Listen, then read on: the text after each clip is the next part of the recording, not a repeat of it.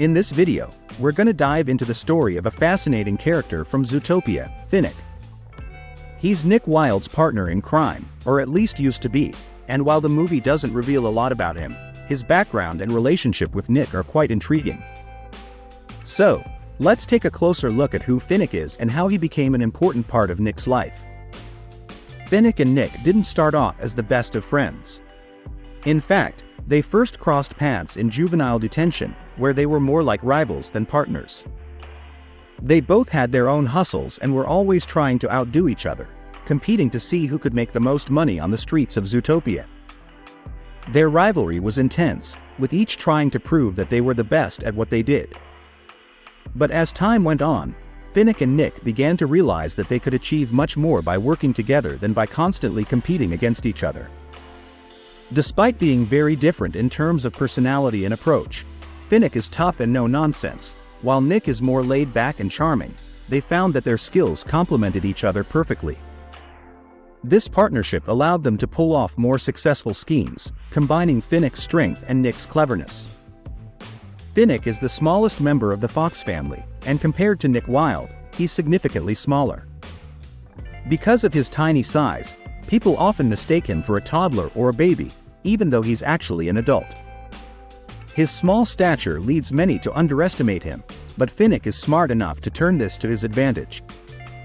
In fact, Finnick has learned how to use his size to get ahead in life.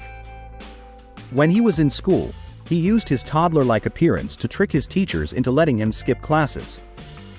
He would convince them that he was actually his own baby brother, which allowed him to cut classes without getting into trouble. This talent for deception didn't stop in school either. As we see in the movie, Finnick cleverly disguises himself as a toddler again, pretending to be Nick's son. This act is all part of their hustle to play on people's sympathy and make some quick cash. However, Finnick doesn't do all this just for fun. His main goal is to make money and stay ahead. Despite his cute and innocent appearance, he's driven and knows how to work the system to his benefit. What makes this even funnier is that he has an incredibly deep voice, something you wouldn't expect from such a small creature.